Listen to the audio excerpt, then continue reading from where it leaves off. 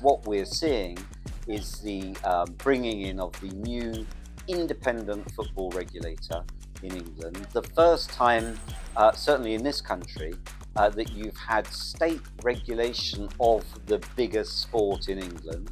It will bring a whole new landscape, both to governance and regulation, in particular in relation to financial stability and owners and directors, but also we hope a more transparent, proportionate, open process.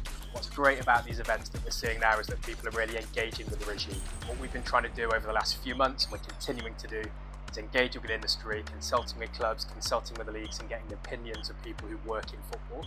And events like this, for that, are really important. Getting the message out there, not just directly from the regulator, but from those who work in football. What's the regulator here to do?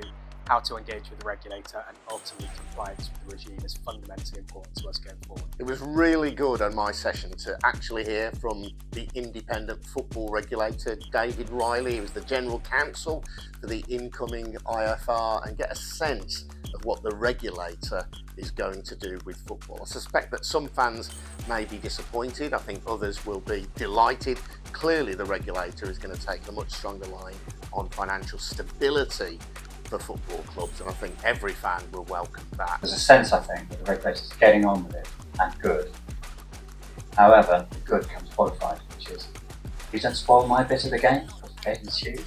And the positive is make things one problem, in one part of the game, may cause problems elsewhere. The need for the independent regulator, I think that wasn't really disputed.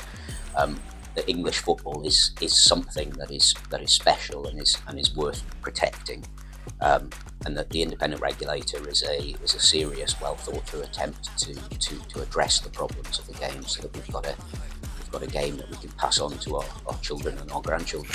We really wrestled with what the regulator is actually about, what it's designed to do, how some of its functionings will affect football, and hopefully we got some answers, although obviously the point of this is that there are so many more questions. It was a pleasure to be a part of this evening's event and to discuss the potential for the independent football regulator to really make a difference within the governance of football. From a club and league perspective, it was interesting to hear how the regulator is going to mature and develop. It's only in its infancy, and it's going to be an interesting journey.